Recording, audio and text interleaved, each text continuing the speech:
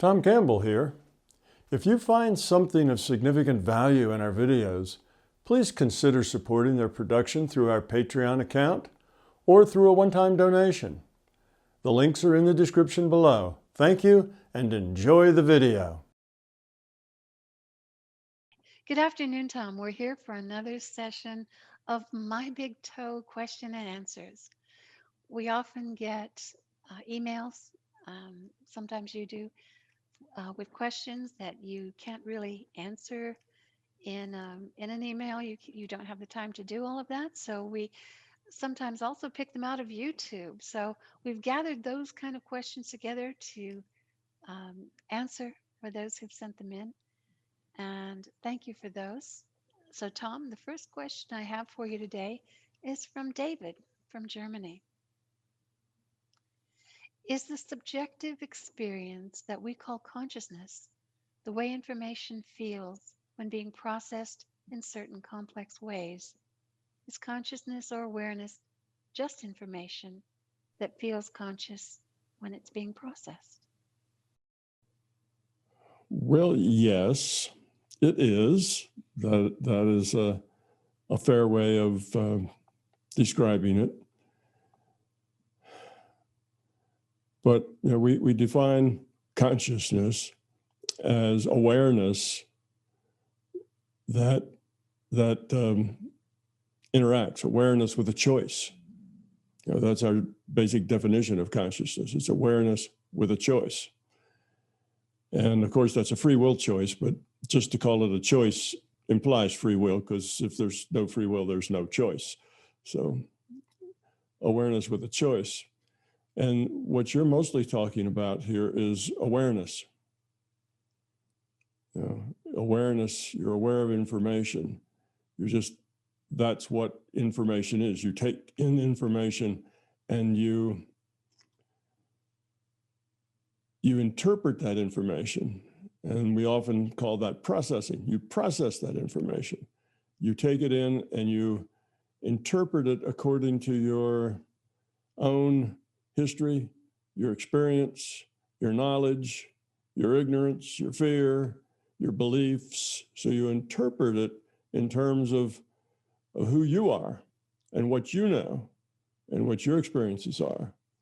And then that interpreted information is what you see as reality. That's what you experience.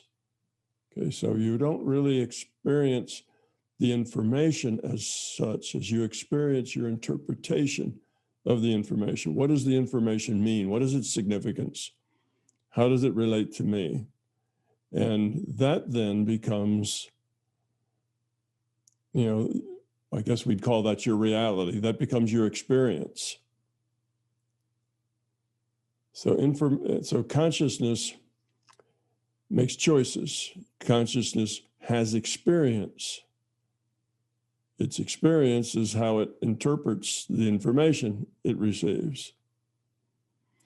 So basically what you said, yes, I would agree with, but there's a little more to it that you didn't quite capture in that. And that is the part that is the interpretation and the choice making. Because then consciousness doesn't stop there. It takes in that information and then it can decide to do something about it. It can reply, it can interact, it can learn something, it can kind of take some action, even if the action is all internal and not external. And then consciousness can change based on that information, because now it has more information than it used to have. Now consciousness is a little different. Say it's grown a little, it's expanded a little because of that information. So now consciousness is a little different, which means it's questions, it's comments, its choices will be a little different. So it will send out information. It's not only a receiver, but it's a sender of information. So then it sends out information, and that information can change other people, broaden their viewpoint, get them new information, perhaps new insights, which means then they can say things back to you that are new from their new insights. You see, so consciousness is is a thing that's hard to define in a singular space, like a consciousness. You almost have to define consciousness in terms of interaction with multiple consciousnesses. You know, it's consciousness is a thing that receives and transmits. It assesses and interprets, and it changes and grows. And it does that not just as a single unit of consciousness all by itself, isolated in a laboratory in a glass jar. You have to really think of consciousness in terms of a social system, in terms of interactions with others. That's part of the key concept of consciousness, is how it interacts, processes, interprets, grows and changes, and transmits. So those are all kind of the fundamental aspects of consciousness. That's a really interesting question and answered very, very well. The second question, does the I feeling of myself, of my consciousness, fade away when I die, or does it continue? Now I'm David, in the next life I'm maybe John. Does I feel the same way as David and the same way as John? The same I or I-ness, the same identity? Yeah. No, they're not the same. David doesn't last forever. David is the name given to an avatar. David is not the name of consciousness. Consciousness, an IUOC or free will awareness unit, has logged on to the avatar called David. And when that avatar dies, then that consciousness continues. And that consciousness will have access to all the memories, thoughts, ideas, feelings that David had, because all of that will be captured in a database. So it will have all things David in its database, but it's not David, it's consciousness. David was the name of an avatar. When that avatar dies, then David is gone.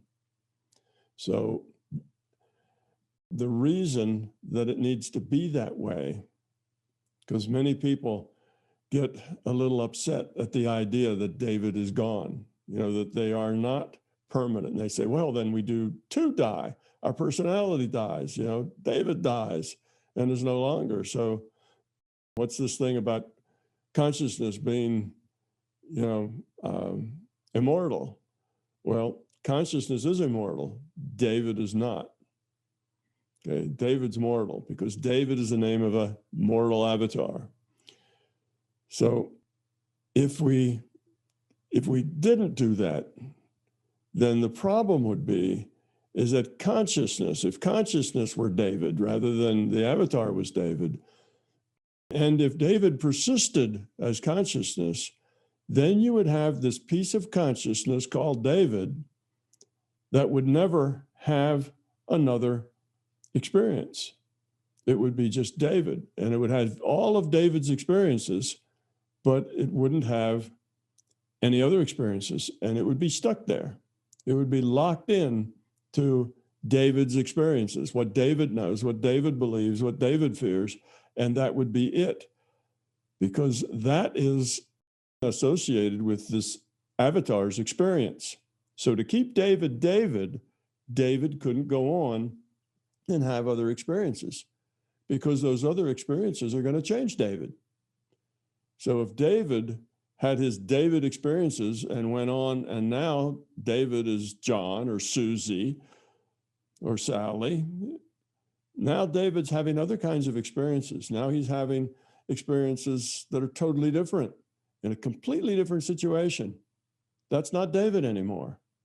That's David plus more, you see. It's different than David. So David's done when David's done.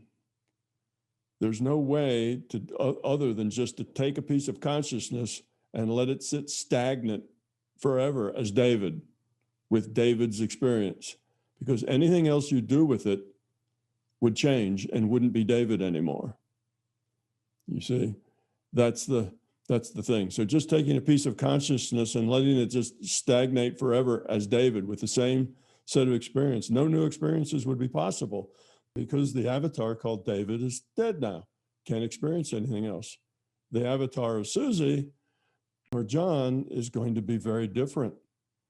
You know, John may be in a tribal part of Australia,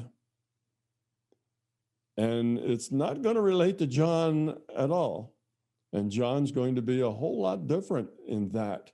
And to merge those two together, the John, the boy that lived in the 21st century, and this Aborigine in Australia who's maybe living in the 22nd century, who knows? You see, that to mix those is just confusing. It just would be terribly confusing for somebody to have those lives all mixed up together, and it would make it very difficult for them to exist in any culture because they'd have all these experiences. So it's necessary for consciousness to grow and learn in a situation that's a good learning process. It's a good schoolhouse, is that one is that the consciousness lets David go.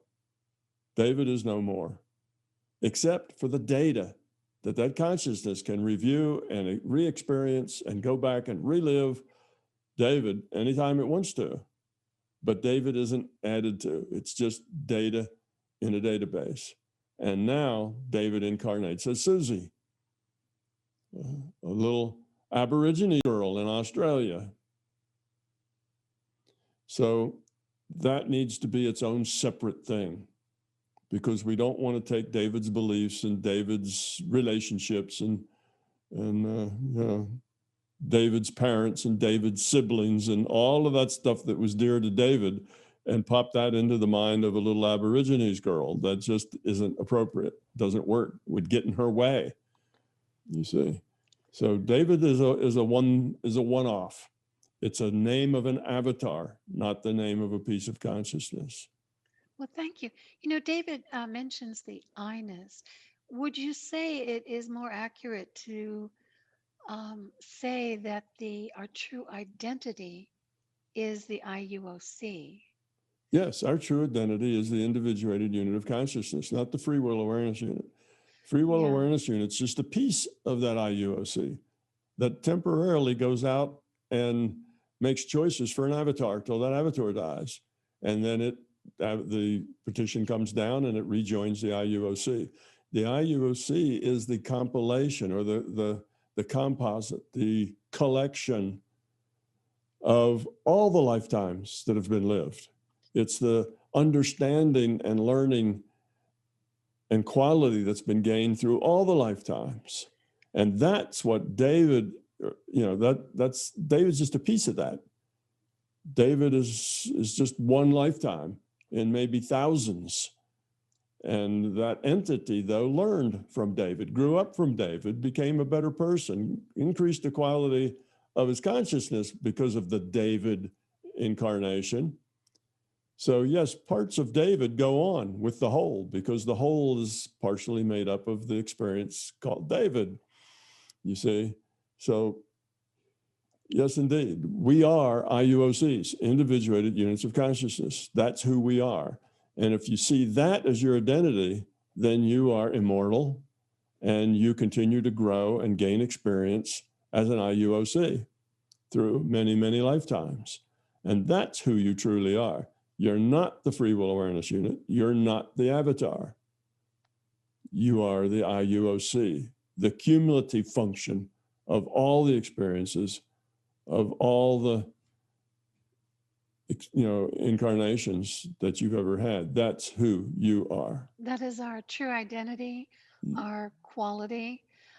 From what few observations I've had of past lives, of myself and of others perhaps, there is a certain common thread that goes through them, a certain personality to the IUOC, a certain way to be, to engage in this virtual reality, a certain way that they've chosen to work in on their experiences in this virtual reality. Would you say that was so? That the IUOC has its own personality and way of operating and Oh, learning? yes, of course. It's that IUOC is the sum of all the choices it's ever made. That's through all the characters it's ever been, through all the various lifetimes of all those characters, all those choices. And that's what the IUC is. It's the sum, the product of all the choices.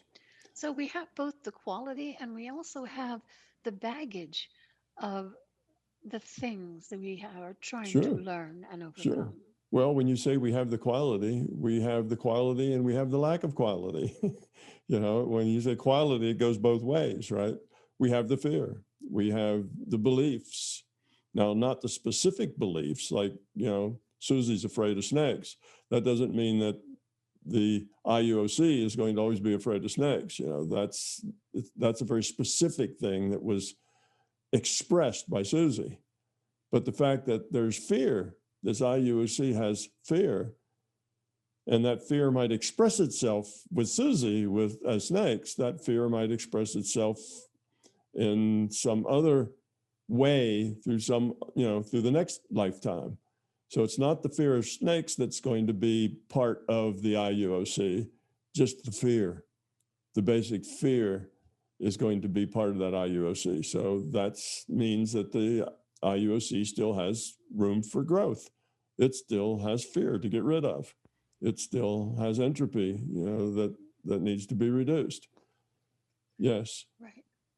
The same propensities for things that if you perhaps didn't learn from in another lifetime, you would be re engaged in them in another way, in another Sure. format. Sure. If you have fear, that fear will express itself in whatever is, I don't know, in whatever format and in whatever way kind of that takes place in the next incarnation. And if you don't resolve that fear, it'll express itself in the incarnation after that. And if that doesn't resolve the fear, that fear will express itself in the incarnation after that, because the fear is part of the IUOC. The actual expression it makes in any particular lifetime has a lot to do with that lifetime, both the genetics and the environment of that avatar. Avatars come with genetics and environments, and those things have a lot of influence over what sort of choices one has. Thank you. That's really very, very good. Yeah. The next question is, to what extent does the second law of thermodynamics accord with the reduction of entropy? And adding to that, does reducing entropy mean that randomness is lowered while more information is generated? Yes, that is what it means. But I use the term entropy in its very fundamental sense. Now, if you are familiar with physics, you'll know that there's various kinds of entropy, because it's a good fundamental idea, a fundamental concept, and that concept can be applied to a lot of different things in a lot of different ways. So if you look about entropy in information, you'll find something called Shannon Entropy, I believe. And basically that is looking at entropy as how much information can you pack in how few a number of bits. Its amount of density of packing, okay, which is, of course, organization. It's how can you organize, the bits in such a way that they contain the most information? Well, that's just one kind of form of entropy, looking at entropy. It does apply to that, but it can apply to hundreds of things. So entropy is not just a single, idea with a single application. It's a fundamental concept that has many applications. As I apply it in a very fundamental way, and that is that entropy there's two ways to describe it. One, it's a measure of disorder. Therefore, lowering entropy creates more order. As order is created, information is created. Ordering things creates information. So you can look at it in terms of order and disorder. Another way of looking at it, which if you look at the second law, you'll see that you can do the math to see that it is entirely equivalent. If you look at it as entropy is a measure of a system's ability to do work. It's a measure of a system's ability to change things, to create, to move, to change, to do. Okay, so the system has lower entropy, it can do more, it can achieve more than it can, if it has high entropy. A good example is if you take a gallon of gasoline, and while the gasoline's sitting in the bottle, it has immense power. It has lower entropy because it's a liquid. Lower entropy, say, than if it were a vapor.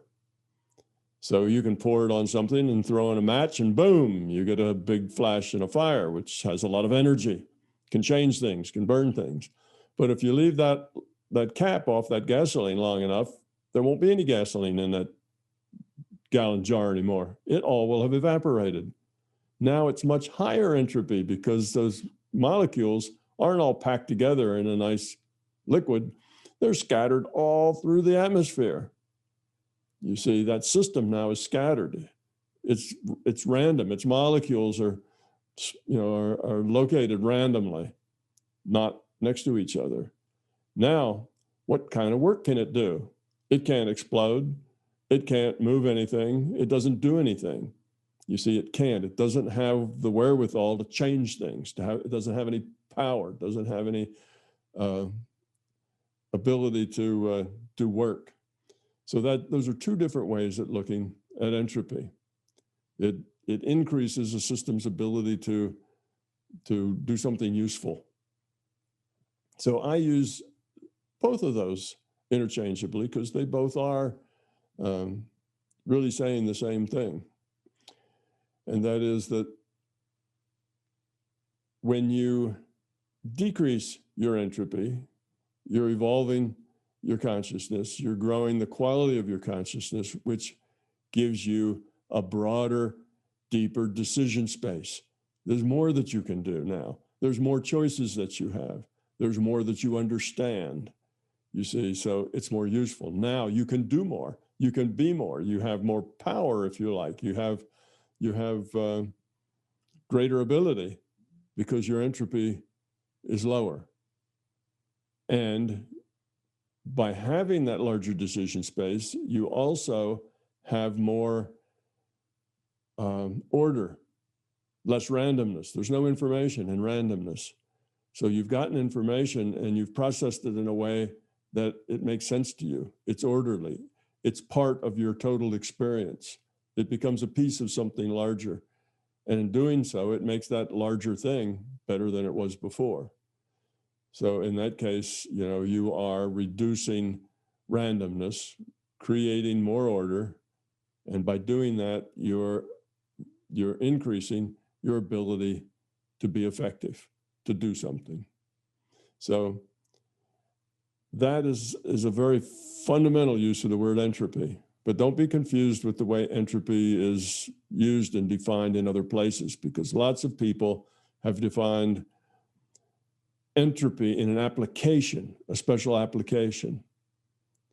And those special applications, like you go to physics and you'll look about heat transfer, and you'll have a system and it has certain temperature, and that system has maybe leaks. Maybe that energy can escape, and you can see equations for entropy, but that's a very specific application of entropy. Those equations don't necessarily apply to consciousness just because they're equations of entropy. Entropy is a concept, can be applied to lots of things.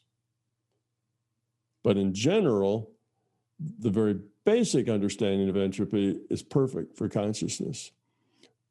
The entropy can't go to zero. It can get asymptotic to zero, but it doesn't go to zero. And as that means that you're never done as far as your growing up goes. You can always learn something more, become something better. It also tells you that when you stop learning and growing, you stop putting energy in, you will start to increase your entropy, because a system left alone by itself without any energy being input to it will increase its entropy just naturally. So you begin to de-evolve if you don't put effort into evolving. So all of these are just kind of the fundamental attributes of entropy.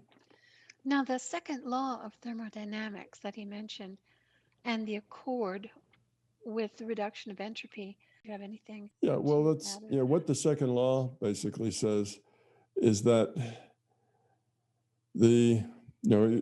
entropy is just defined for a system. So first you have to say, this is the system.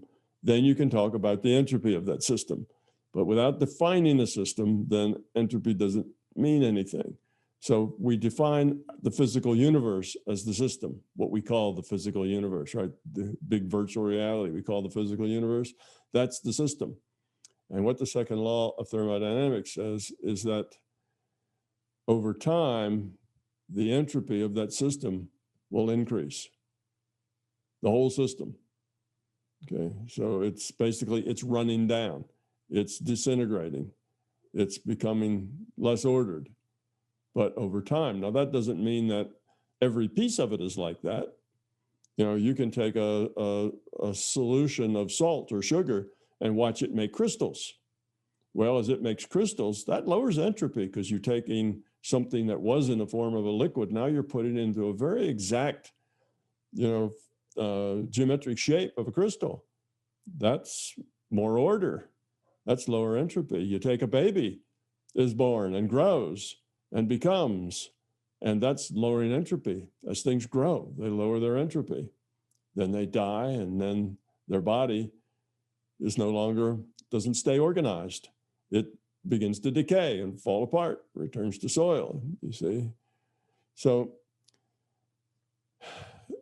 the second law just says that natural processes, if you don't put any energy into them, the entropy will naturally get bigger. All processes have a shelf life. If you take an ice cube and let it sit in your freezer for a long enough time, it'll just disappear. It'll just go right from ice to vapor and just disappear. Everything has a shelf life. Everything dissipates with time unless energy is being put in to build it up, which is what you have when you get a crystal. Energy is being put in to build it up.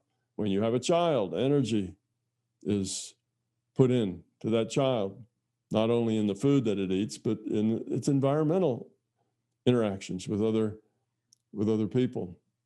So energy put in can lower entropy. But in the end, the system, if the system is our so-called physical universe, entropy will always decrease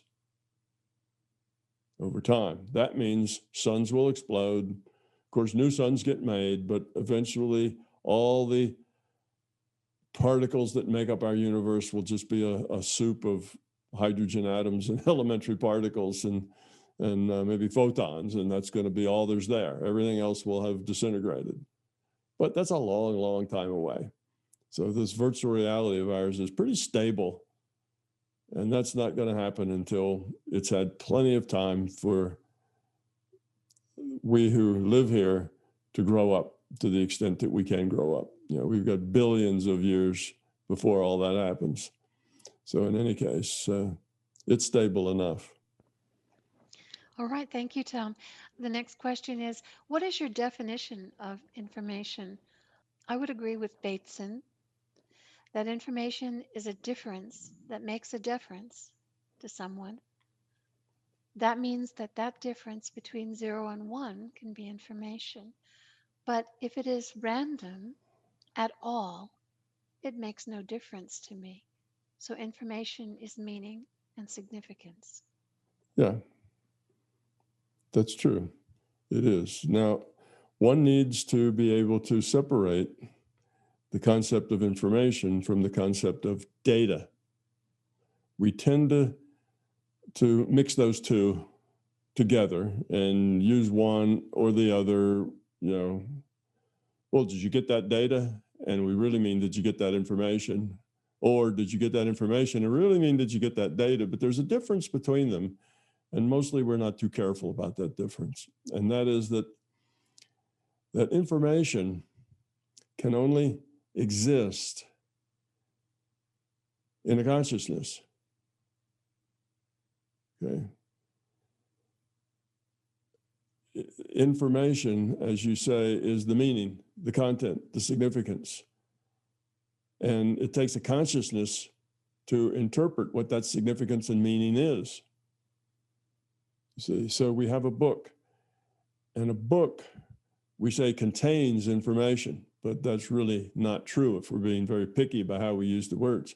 That book contains data. The paper, the ink spots, on that paper are data. So the whole thing is a package of data. Now you pick up that book, and a consciousness needs to look at that data and discover what the significance is of it. And that significance now is information. But that requires a consciousness to look at the data and interpret its significance. Nothing else can do that. That's the fundamental function of consciousness. So the book's just there, but the book isn't of any value if nobody's ever looked at it. Then the book hasn't actually contributed anything to anybody. It's not until a consciousness looks at that book and interprets it that information is created, you see. So information just lives within consciousness. And a consciousness can take that information, convert it to data, and send it to someone else. And that someone else has to receive that data and interpret it into information for itself. So when I speak and I make acoustic waves with my vibrating,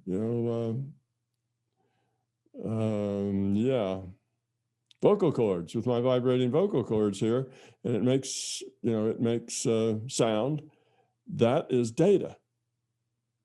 So I create data, and the data flows through the air over to you. Well, in this case, there's a lot of electronic gizmos in between, but eventually it ends up back out in the air, going into your ears, and you decode that information.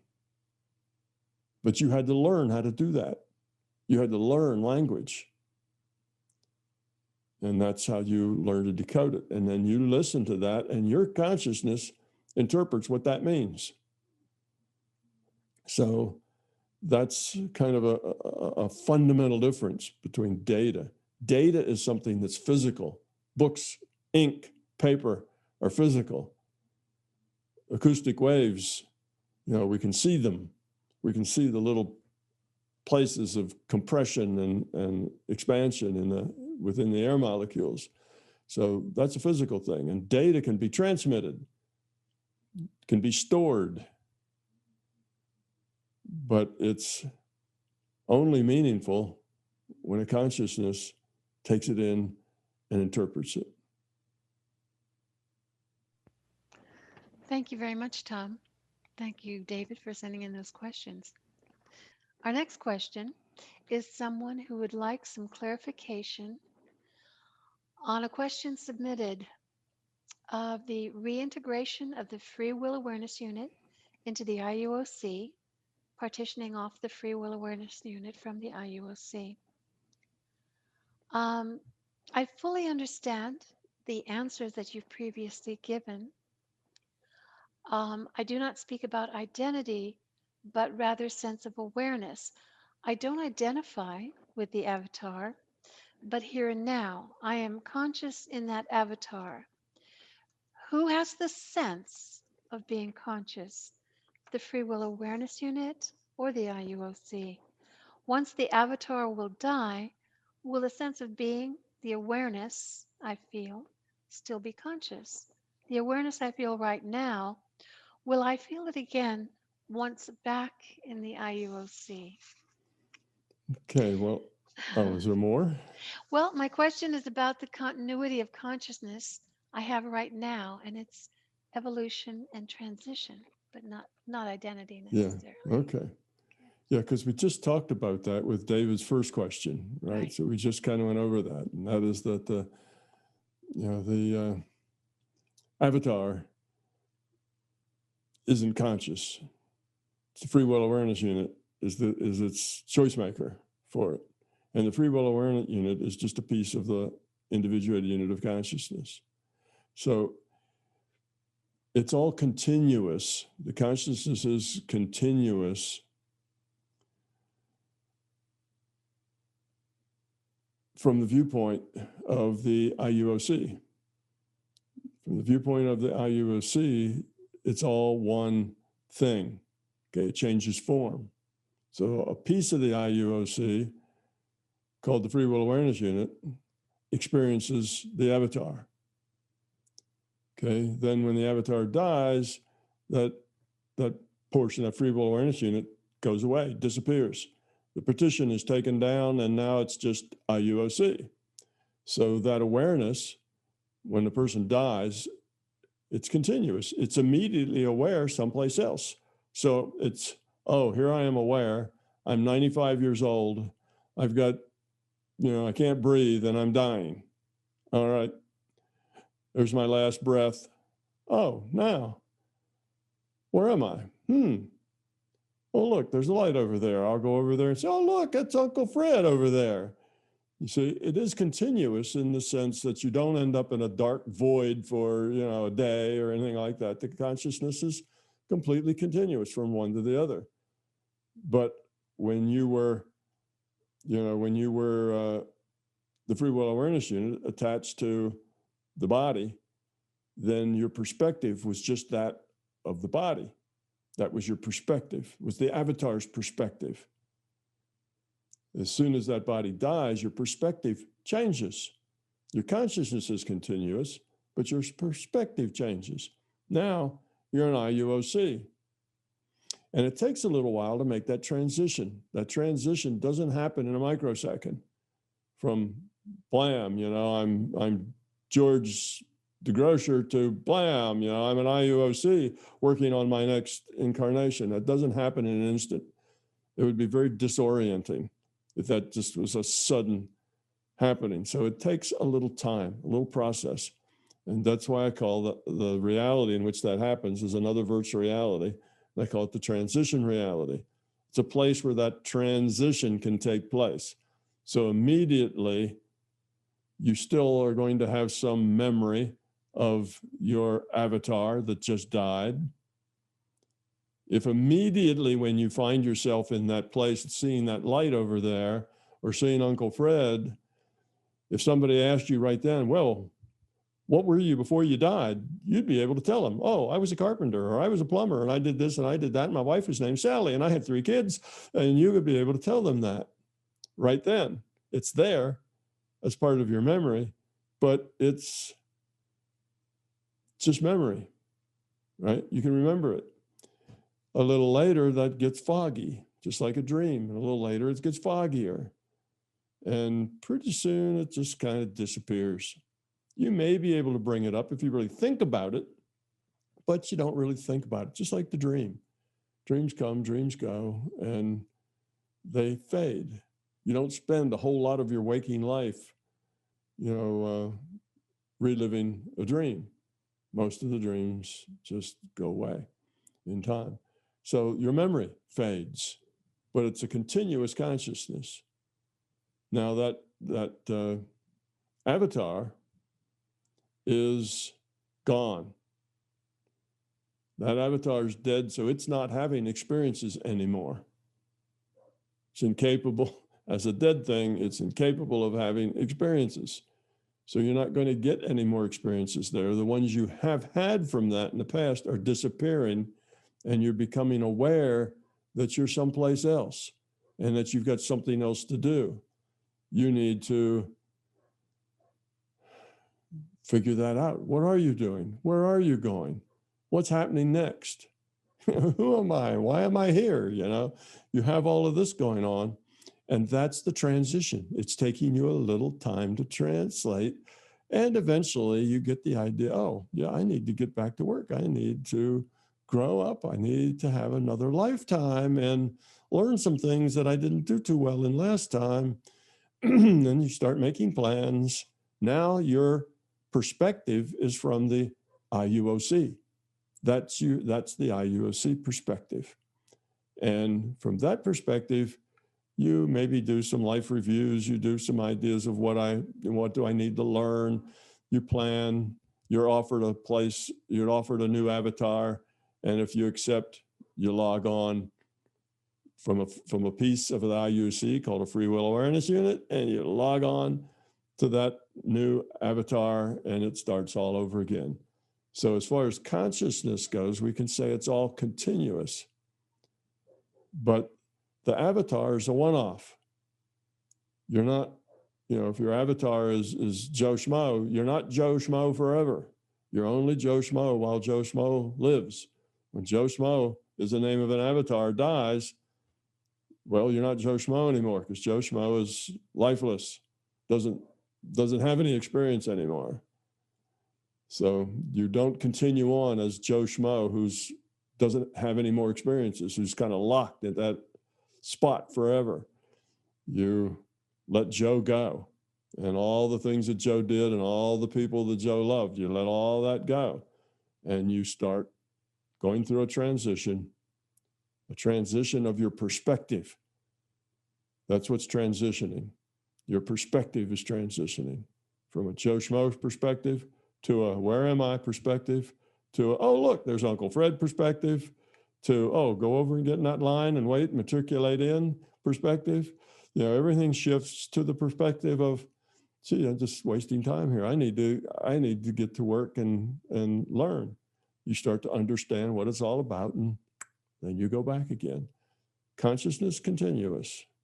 Perspective changes quite a bit.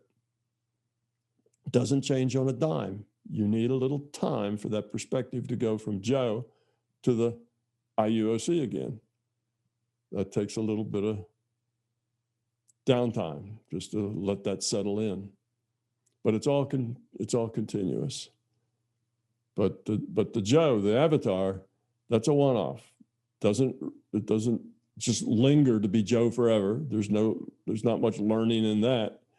And it doesn't go on to have more experiences as Joe because Joe's not continuing to grow someplace else. Joe doesn't then show up, later as Joe, the same old Joe, picks off right where he left, That doesn't work because that doesn't work well either.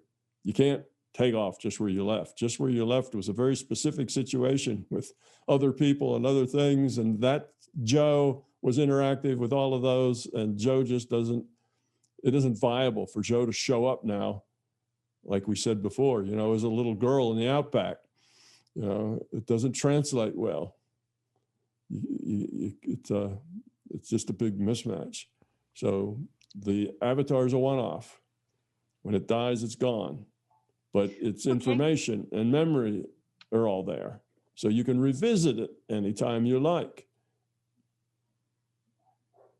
So for learning and for the people who are left behind that were the relatives and loved ones of Joe, that information is there to help them. Sure. They can go look up a medium, or they can learn to do it themselves, and they can go talk with Joe. This is Joe's, children or his grandchildren or his significant other. And they can make a connection with Joe. And if that connection is just to interact with Joe or to find closure or to say goodbye or whatever it is, then they can find Joe and have that connection. They might even have that connection steadily through the rest of their life. They may still always talk to Joe and get information and feel Joe's closeness, while they're here. I mean, that can go on. But basically what they're getting is combination of two things. One, the information in the database, which defines Joe-ness. You know, what does it mean to be Joe? You know, what kind of personality, you know, all the experience that define Joe as Joe. So it's got the database, which defines what Joe-ness is. And it's also then got the larger conscious system that can limit itself to just Joe-ness, you know, that can just interact through the ways that Joe would interact and talk to you from the dead, because that'll be helpful to you. It'll help you grow up. And that information is real in the sense that it is exactly the highest probability of what Joe would have said. And also, it can be in real time because that's also a probability of what he would have thought. And the knowledge of something that's happening in the current time um, is also something that is available. Yeah, it's all in the database. Even knowledge of something that will say you just purchased a bicycle and he has a comment about that bicycle will be great for little Joe. Yeah. That It's information all in the database. Yeah, the time is 10 to the there. minus 44 seconds. So if it happened longer than 10 to the minus 44 seconds ago, it's history and it's in the database. So what would seem to be now to us, because we can't even imagine a timepiece as small as 10 to the minus 44 seconds. So what seems to be now is also in the database. Yeah, so it becomes history. 10 to the minus 44 seconds from the present is the past. So it's all there, yes. So if you want to talk about current events, you want to talk about the bicycles just bought, then the Joe, the larger conscious system, working through the confines of Joe-ness, so it only acts, speaks, talks, looks like Joe, is going to be able to talk about the bicycle and who's winning the election and any other kind of current events. And he will say, what Joe is most likely to have said and felt and whatever about those things. That's the key. The system is playing Joe. And I think that's lovely because Joe was always part, firstly, of the system. Right. Joe's just a piece of the system. So now the system is playing Joe according to what defines Joe as Joe and can stay within those limitations. Sure. That's interesting. Yeah. Thank you. Well, our next question, Tom, is while meditating in my bed next to my wife, I found myself in a dark, empty, black space, but I wasn't scared. I felt like I had just woke up there. It was peaceful and quiet. Couldn't remember how long I'd been meditating in that moment before that. I asked myself calmly where I was. I didn't know, but then I remembered that I had a body. Like if I forgot, I had a body in the first place. But this did not alarm me. I was still relaxed and calm. I then asked myself, where is my body? And as soon as I remembered where my body was, my eyes opened up. I looked at my wife and around the room. I was a little shaken up by what had just happened. My question is, did I reach point consciousness, that quiet, dark place? And if so, how do I maintain it for a longer time? Well, yes, you would have reached point consciousness before you were really able to experience that dark place.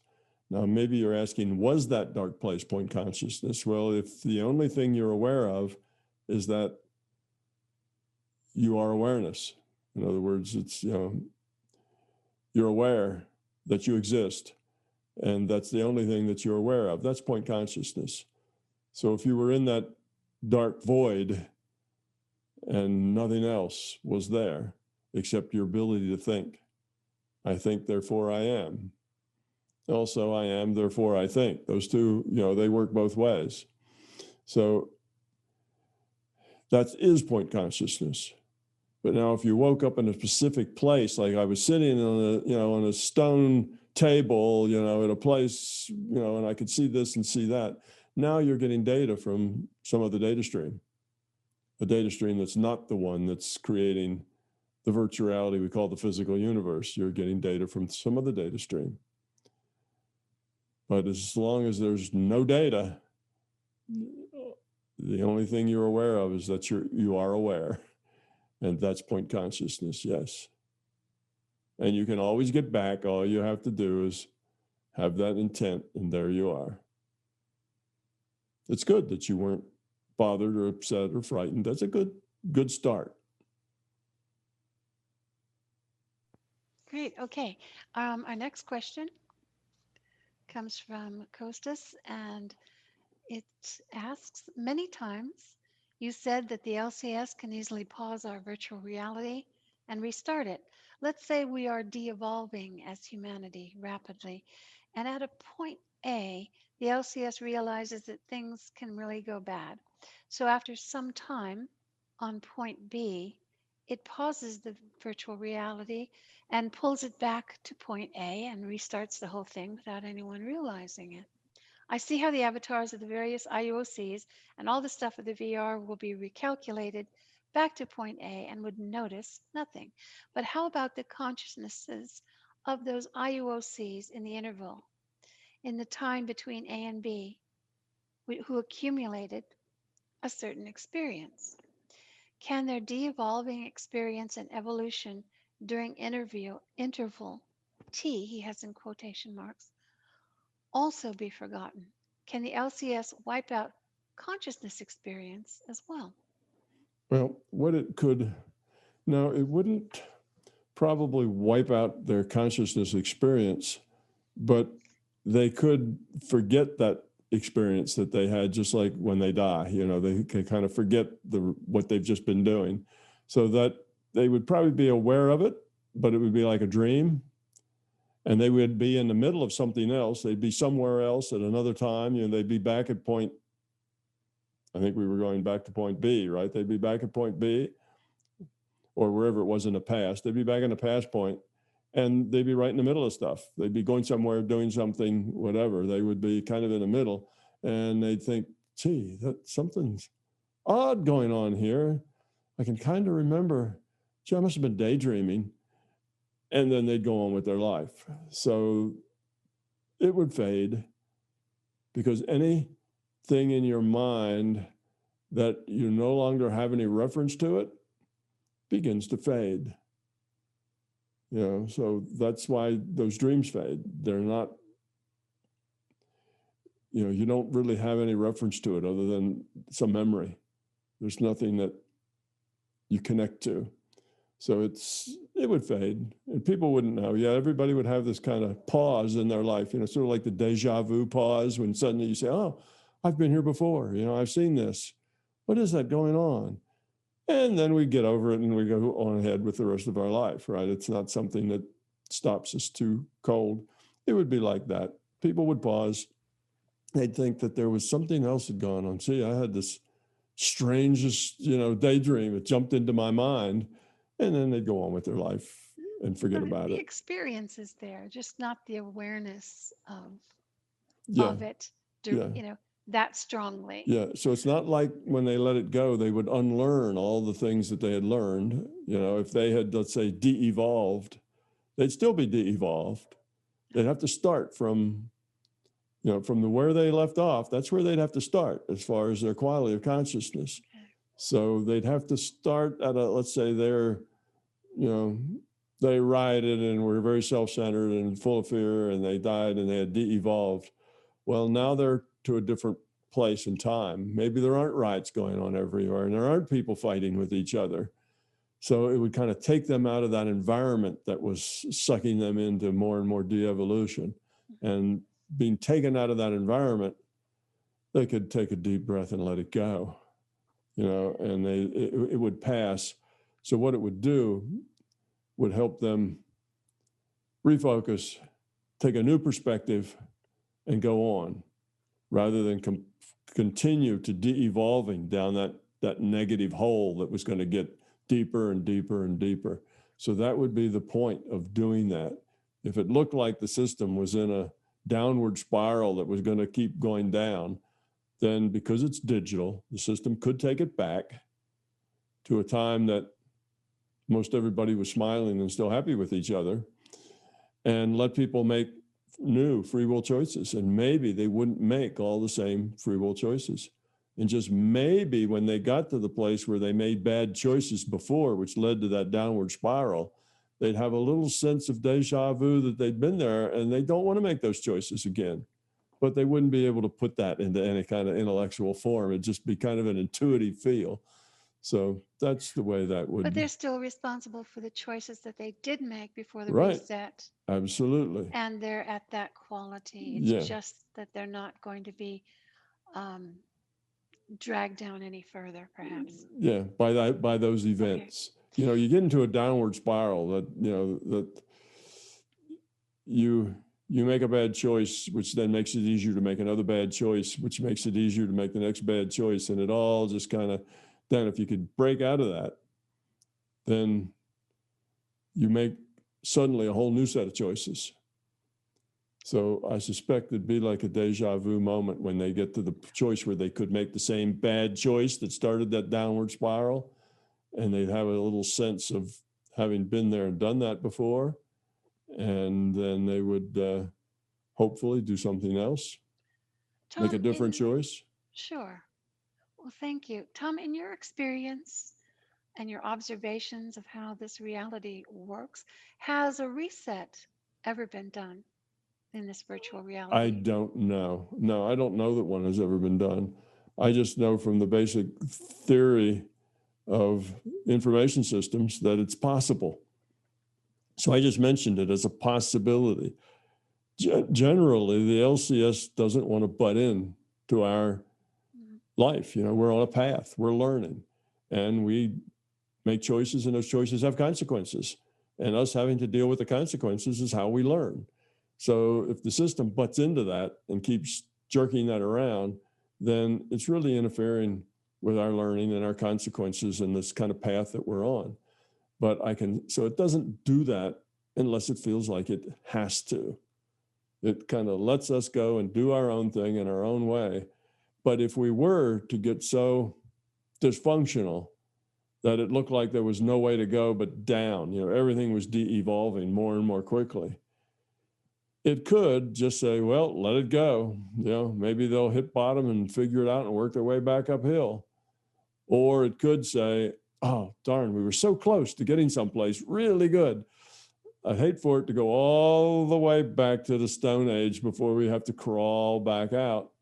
So it may stop it and just take us back to a point, maybe, 2 or 3 decades before the bad decisions were made by a lot of people, and start us over there and see if we couldn't make better decisions. And maybe, you know, you could guess, or you could maybe say that maybe that's what deja vu is. Maybe we have deja vu because we've been someplace before and got reset. But that's probably not the case, because if that were the case, everybody would have deja vu like at the same moment of the same day, you know, when they started back up or when they got to these decisions. It would be a real, it wouldn't be a one-off, this person does and that person does, but different places, different, it would all be correlated. A whole lot of people at the same time would suddenly have the feeling that, gee, that's a bad decision. I feel like I've been here before and I made it and it was wrong and it didn't work out. I'm not going to do that this time. They might just have that deja vu moment. But I don't know that I've ever witnessed everybody having a deja vu moment at in the same week. Or, I don't think that's happened. So I'd say probably not, because the system generally lets us go. Okay. And I've been to a system that's been down at the bottom of the barrel. So I know it's let that happen before, to a system that just is wound down to a very, very dysfunctional state. And the LCS just lets it stew in its own juice, hoping that one day it'll work its way back out of that. So I know the system at least has let that happen once. Now, maybe it learned and said, wow, That system's been stuck for a very, very, very long time there. It didn't bounce back very quickly. Therefore, to save a little time here, then when the next one does it, I'm going to stop and bring them back, bring them back in time and see if they can't make better choices. Maybe, I don't know. It's just possibilities with digital systems. There are limitless possibilities on what it can do. Now, you check back into a very dysfunctional other PMR. Mm-hmm. And have you recently checked back in there to see No, if it's no, improved? not a place I want to visit. I haven't been back. Wow. Well, let me think. I do so much stuff for so many places. It's sometimes hard to remember. I think I jumped back in once when we were having a discussion about it. You and I believe, were talking about that particular thing. And I just for a moment jumped back there, and I did see some improvement. Okay. Yes, I remember that. I did. It's not like I went and took a big trip, but I just did a quick jump, took a look around and came back, kind of a thing, in a very short amount of time. So yes, and they did make some improvement. They did figure some things out. Nice. And they were doing better. Yeah, I kind of remember that now. So the system could do lots of things. It could even let one system go, let it continue to evolve, and branch another system, go back and say, well, let's start here. Let's go back 4 decades, and we'll start here and then generate from there on out. So you would have like a tree. It grows this way, and then something else starts growing up that way, with a branch.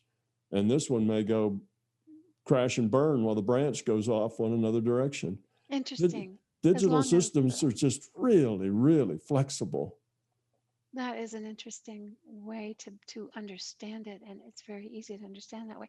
As long as we don't have to go back to bell bottoms, I'm okay with that. All right. I don't know. What's wrong with bell bottoms? And disco balls. All right. Tom, the next question is from Pablo.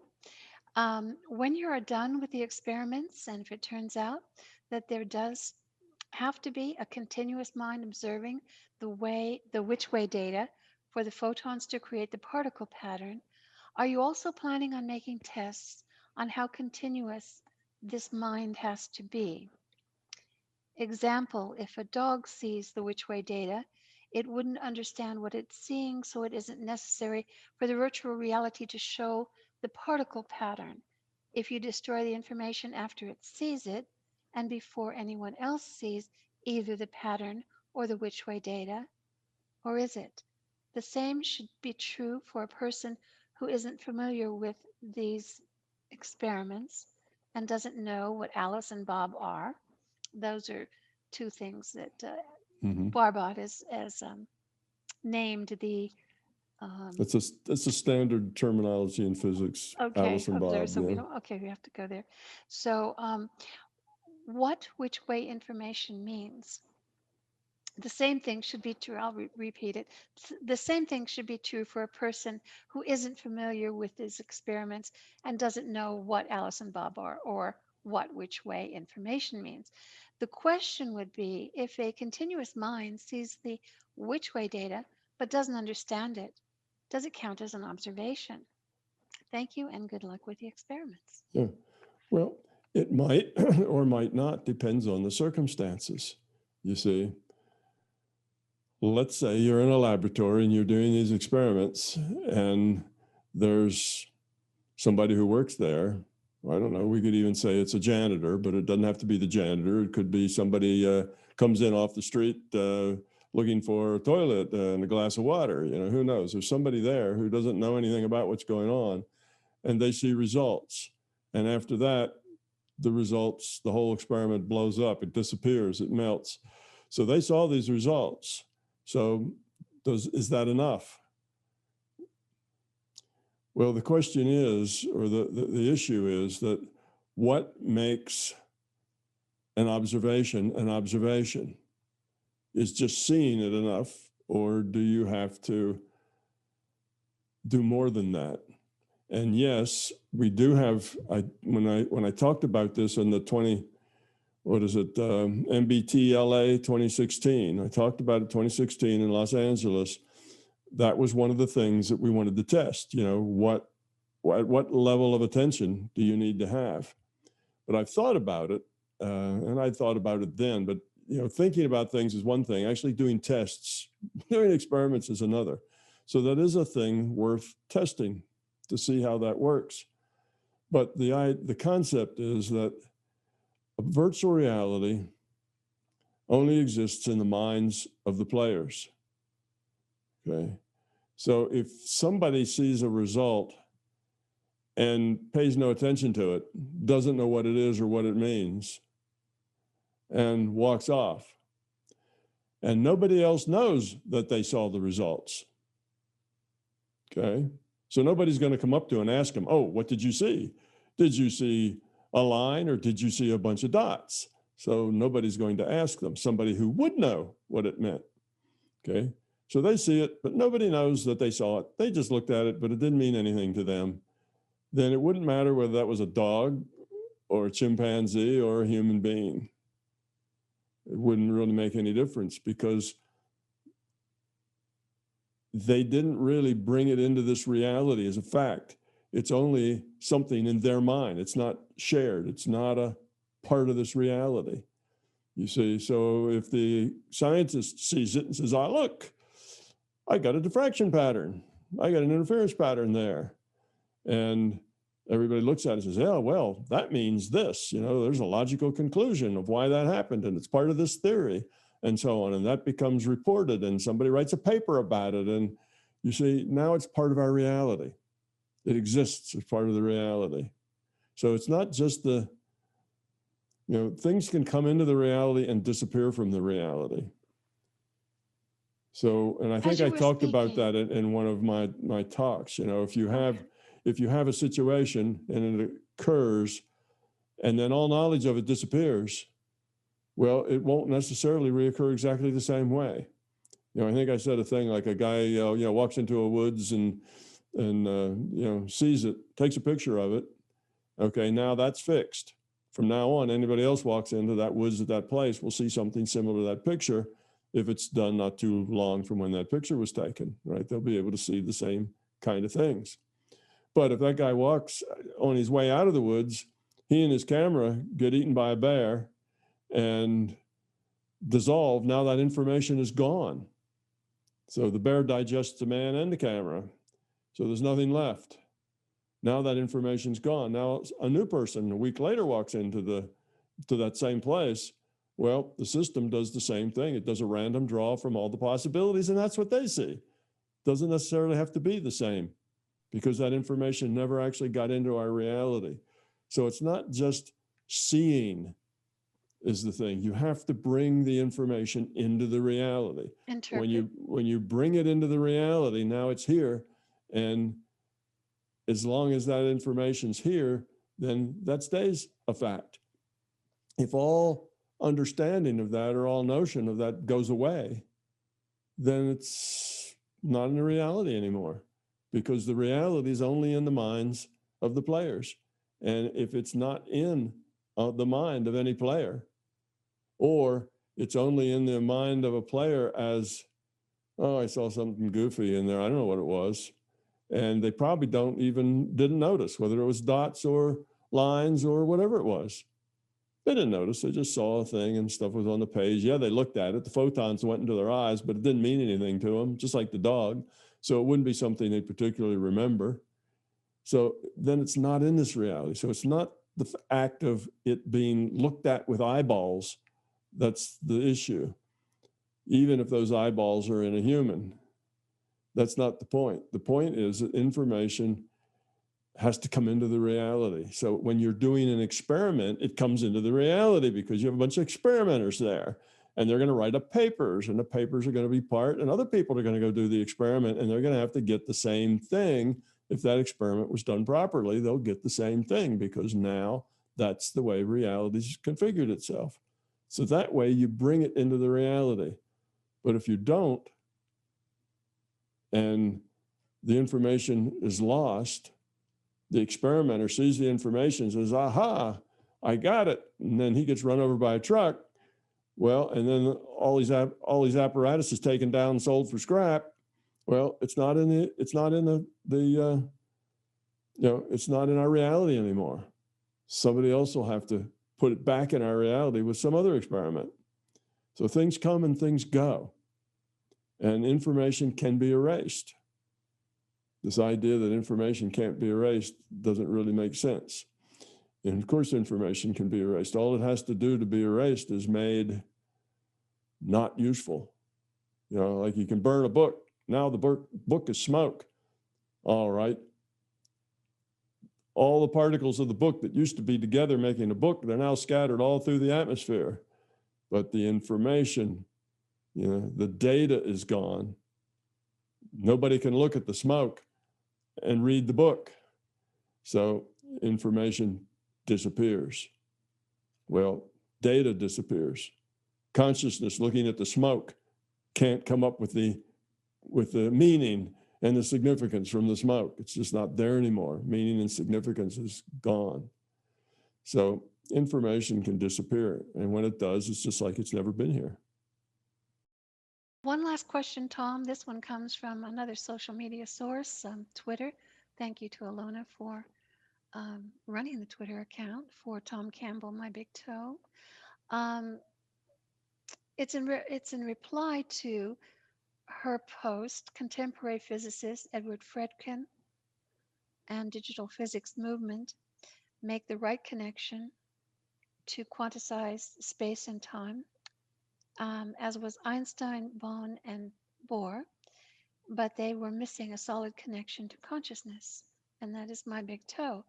Now, Mr. Ahmad asks, could it be possible that we are programmed to think ourselves conscious and define consciousness according to our own way of thinking about it? All right, well, let's think of it in this way. I'm going to put the question a little differently. That let's say we are robots and we're not conscious, we are algorithmic. We just have lots of if-then statements and lots of data so that we can act like we're conscious because we're very advanced algorithmic robots. But we think we're conscious because we can carry on conversations, we can read books and understand what they're about and discuss them later. We can do all the things that consciousness can do pretty much, but there's some things consciousness can do that we can't. And that is, we don't have any intuition. We can't remote view. We can't get data out of the databases. We can't do all that intuitive stuff, but we can fake the intellectual stuff just because we got a lot of data and databases. So we can pretend that we are intellectually doing things that consciousness can do, but we're not really. We're just very clever at getting the right information at the right time out of the database so we can carry on conversations with people. So given that kind of twist to it, that do we just think we're conscious, but we're not? And then we go on and say, well, yes, we're conscious and believe it, I guess is what he's saying. So we believe we're conscious when we're really not. Is that possible? Well, yes, that would be possible, but it doesn't make us consciousness. It's possible to believe anything you like. You may be a robot and believe that you're conscious because you can do many of the things that a conscious person can do, but you can't do all the things that a conscious person can do. You have no intuition. You really have no empathy either. You don't have, but you can fake it. You can act like you have empathy. Oh, somebody just got hurt. Well, I'll put on a sad face because that's appropriate for hurt. And oh, I'll go over and ask them, can I help you? Because that's appropriate for hurt. So you're a robot and you can do things that look appropriate. But I think it would be pretty easy for somebody who actually was conscious to know the difference between somebody acting conscious and somebody being conscious. There's a real big difference. It's like the difference between somebody acting kind and somebody being kind. Now, You if all thinking you, about emotions too? yes, I'm talking about emotions as well. People, if you just saw that person, if you just saw that robot and you just interacted with them very superficially, you may not be able to tell. You'd say, yeah, they're conscious. Sure. I met George, perfectly conscious. Yeah, I had a good conversation with him. We talked about my favorite baseball team. He's very knowledgeable. Yes, and he would appear that way. But if you lived with George, if George was your significant other, if you lived with him, if you spent time with him, if you saw him every day for hours, if you had meaningful conversations with him, it wouldn't be very hard to realize that he was a robot and wasn't conscious, because there's things he just wouldn't be able to fake very well from just an intellectual part, because we as consciousness are more than an intellectual part. Now, that's a mistake that a lot of left brain people make. A lot of scientists and so on would make that mistake. They see us as nothing more than intellect. And they may deny that something like the intuition even exists, but it does exist. It's the source for most art, for most creation, for most breakthroughs, even in science. That intuitive part is a part that can remote view. It can get data out of databases. It can log on to other data streams. It can do these things, and a robot cannot. So all the robot can do is pretend or act like it's conscious intellectually if it has enough information. But it really wouldn't have feelings. It could just, oh, this is a sad moment, so I'll have a sad face and I'll act sad. And my mouth will droop at the sides because I'm in sad mode now, because my intellect says this should be sad. But acting and being are really pretty obvious if you know somebody well. So if you know somebody who's just always acts kind, but they really aren't, they're really very self-centered, and you live with them, you know that they're acting kind and that they're very self-centered. You can't cover that up. So I don't think it's possible for a robot to, could it believe it was conscious? Sure, like I said, you can believe anything, but it wouldn't be that hard. You know, the Turing test is too simple. The Turing test says if you just have a barrier between two people and you have a conversation, could you tell it was conscious or not? Well, that's easy if it just sticks to intellectual things.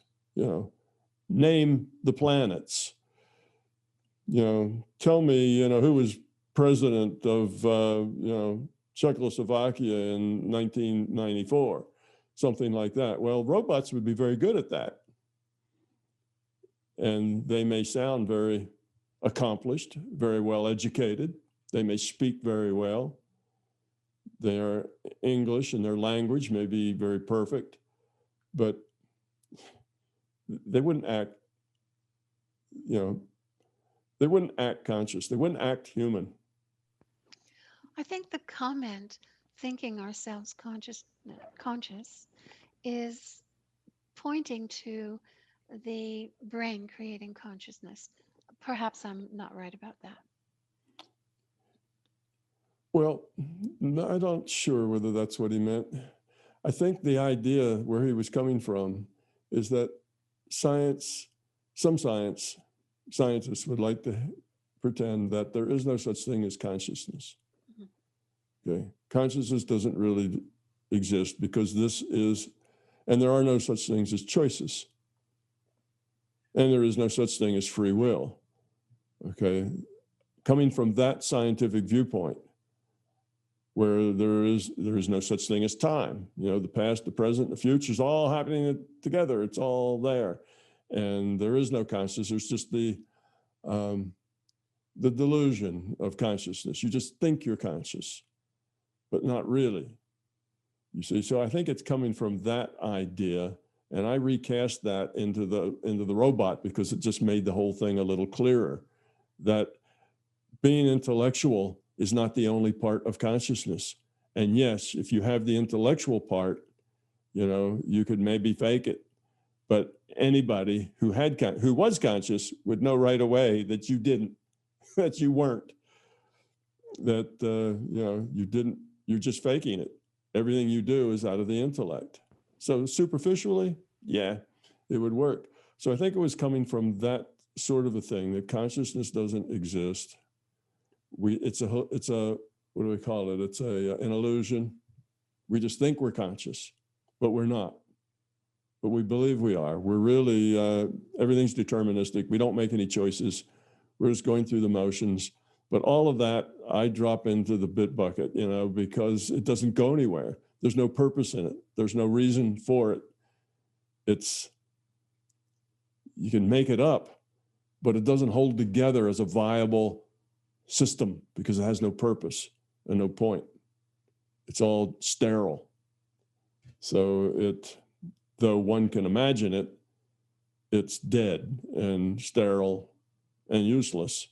And nobody would go to a lot of trouble to make something really big and huge and expansive that's totally doesn't have any point or is useless. So, there's no evolution there. There's no growth. There's no change. There's nothing of any value. It just is because it is, and it has no point. And that's the same with if you have determinism, and determinism is necessary if you have materialism. So a lot of people do have determinism, even though it's kind of a foolish idea, but they have it because they have materialism, which they think is a good idea, and one is necessary for the other. You can't be a materialist and not also be a determinist. Otherwise, you're logically inconsistent. Thank you, Tom. That's very well put. And thank you, everyone, for sending in your questions through email and social media. We'll do this again. Thank you. Tom Campbell here. I and MBT Events hope you liked this video. We now have well over 1,000 hours of free video on this user-friendly, ad-free YouTube channel. Though these videos are free to our viewers, they represent many thousands of hours in production and editing, and many thousands of dollars invested in video and audio equipment, along with the required computers and software to store and process the raw video into finished products. So far, all of this content has been funded directly out of our own pockets. Be assured, we will always continue to do what we can. It's our life, our purpose, a labor of love that we will continue to pursue as best we can. However, those pockets are not as deep as they used to be. Thus, we are now seeking to augment our resources with support from our viewers. If you find something of significant value in our videos, please consider supporting their production through our newly created Patreon account or through a one-time donation. The links are in the description below. Thank you.